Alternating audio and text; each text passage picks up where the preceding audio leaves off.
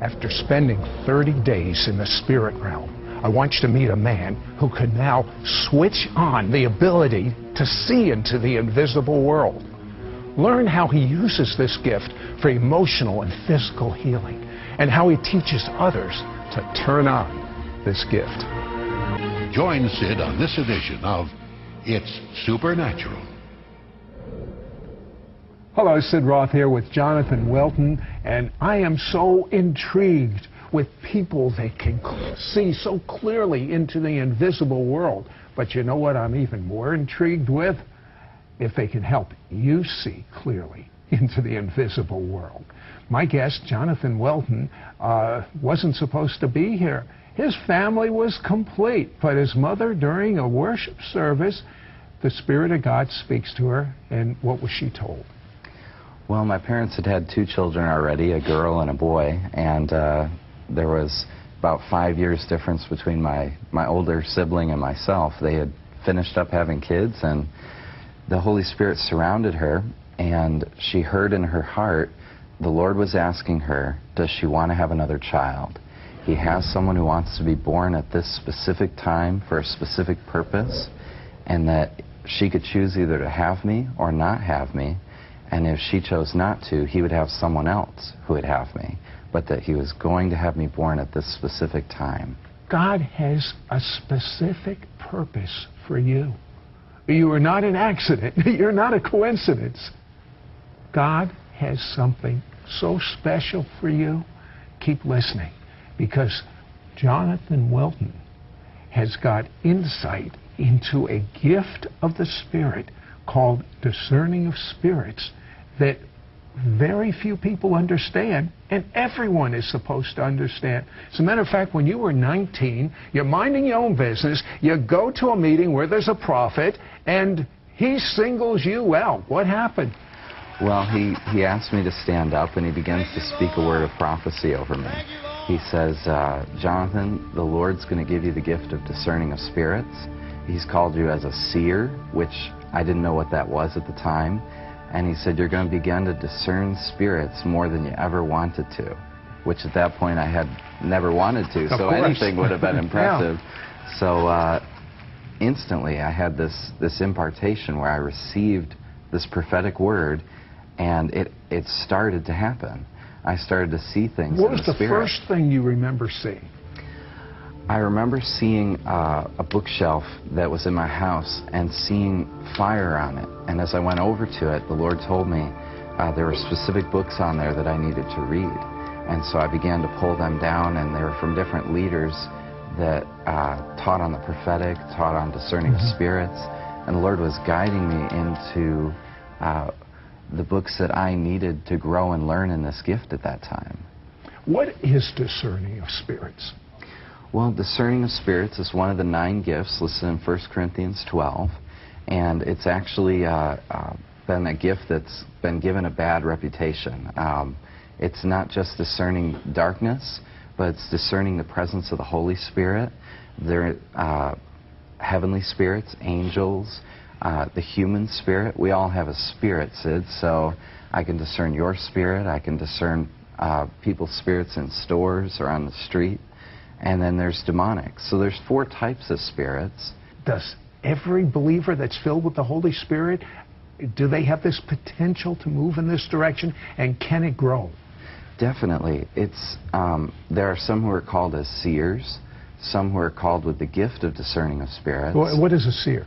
A seer is a high-level, a prophetic individual who operates in a high level of discerning of spirits. Okay, let's go to this 30 days. Tell me the types of things you saw during this 30-day period. Definitely. Well, after he prophesied over me, there was like a window of time that opened up for 30 days where I was overwhelmed. I was seeing stuff all the time.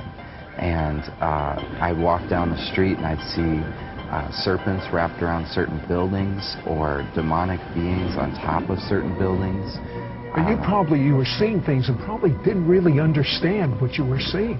As much as I could, I stayed home. I was so overwhelmed.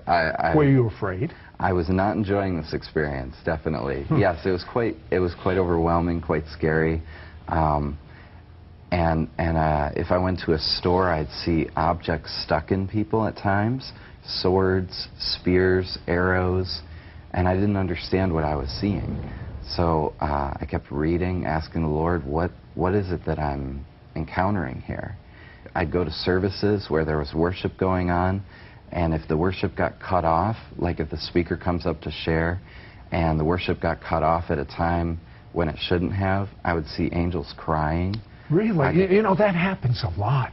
I mean, I haven't seen the angels cry, but I know when the things are, you know, it's just we got too much to do. Definitely, definitely. And so... could you tell by just walking down the street if someone was a believer or not? Yes, that was one of the most clear things, is that there would be a radiant light that shined behind a believer. It was like it shined out in all directions. And you could tell who a believer was because they carried the glory of God. And you could tell who a non-believer was because there was like a veil of darkness around them. It says in Corinthians that the God of this age has veiled the eyes of the unbeliever. There's literally a veil that surrounds an unbeliever. And so when I'd look at an individual on the street, if they're a believer who is being oppressed by depression or sickness, sometimes I'd see a cloud of darkness around them that was oppressing the light shining out of them. And sometimes I'd see body parts hanging in the air, and the Lord would say they need that body part put into them. But then, as quickly as the gift came, it lifted. You must have really been concerned when it lifted.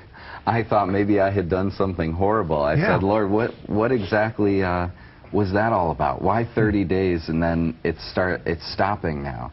And the Lord showed me very clearly. He said, in those 30 days, I turned the gift on full blast so that you would experience the full potential of this gift.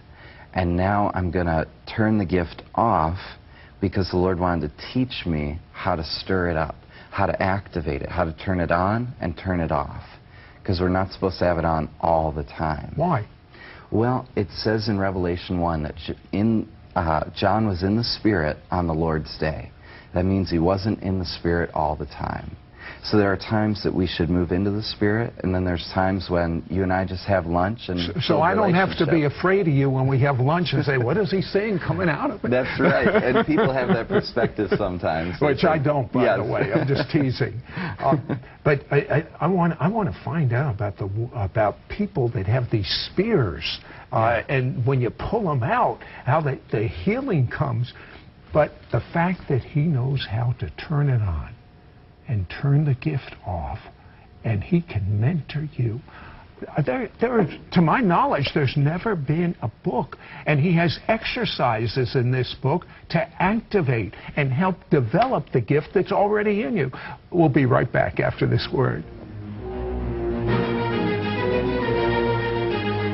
We'll be right back to It's Supernatural.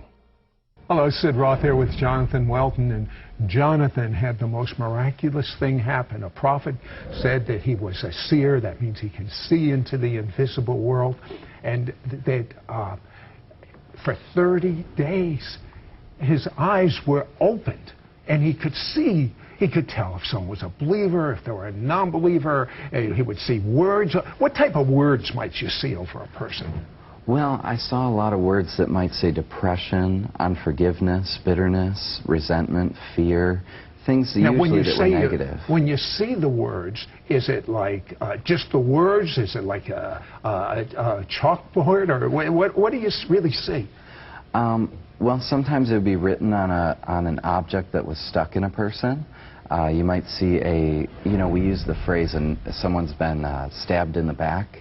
Yes. And so there might be the word rejection written on this sword stuck in someone's back. Tell me about the woman that had these 8-foot swords, spears in her. Yeah, this was wild. I'd seen a lot of things, but the Lord started to teach me that these objects had to do with physical healings. And one of the key verses was Proverbs 12:18. It says that reckless words pierce like a sword. And so, and the tongue of the wise brings healing. So I said, Lord, give me the tongue of the wise. I had this lady come, and she sat down in a chair, at one of my meetings where I was praying for healing, and she looked like a pincushion. She had spears in the spirit that were sticking out in every direction, about 8 to 10 feet. And on each spear it had a word. It had fear, it had rejection, unforgiveness, bitterness. And as I got close to her, I said, as I always do, can I lay hands on you to pray? And this is the first and only time she said, no, please don't, because it physically hurt if you touched her. And I said, well, can I tell you what I'm seeing? And I described it to her. And she said, well, that makes sense because I'm on all these medications for fibromyalgia, chronic fatigue, Epstein-Barr virus, and social anxiety disorders as well. So when someone gets within the 8 to 10 feet range of her, her body, she feels it. She feels it stir up. So it's almost like you were seeing in the spirit what was reflecting in the physical. Exactly. That's the best way to say it. And so I said, well, honey, let me pray for you, and let's remove these spears. And so we began to pray through prayers of forgiveness and releasing those people who had hurt her. And we prayed for about an hour and a half. By the time we were done, she got up, gave me a great big hug, and she's been confirmed now from the doctors as well, being completely healed. Now, why did you do this praying? Why couldn't you just reach over and just pull each spear out? Well, that's a great question, because some people have done that, but the wound is still there. If you pull out the object, but you haven't dealt with the wound it caused, then the person is just in the spirit, they're just bleeding and wounded. And you went to Brazil, and I can just picture this, and he was introduced to a worship leader, Davi Silva, and this worship leader prayed over you. What happened? Well, Davi openly sees in the spirit, and so I wanted to have him pray for me. And by the way, yeah, he had a marvelous encounter with the Lord and a healing. Tell me just briefly about that. Yeah, Davi Silva was born with Down syndrome. At 7 years old, he saw Jesus walk into his bedroom, reach out and touch him, and his mind was completely healed. And so he's now in his mid-40s. He's one of the main worship leaders in Brazil. And he still looks like he has Down syndrome, but his mind is completely healed. What do the doctors say about this? Well, they have a convention each year, and he's been invited several times. He's had chances to be studied, to be examined, to share his testimony of what happened. And he's had about 60 doctors accept that Jesus who came and touched him as their personal Lord as well. Because there's no other explanation. A testimony like that is just incredible. Okay, so he prays for you for an impartation of what happens. Well, so he prays a very simple prayer, Lord, give him what I have that he would see more in the Spirit, and he goes to start worship.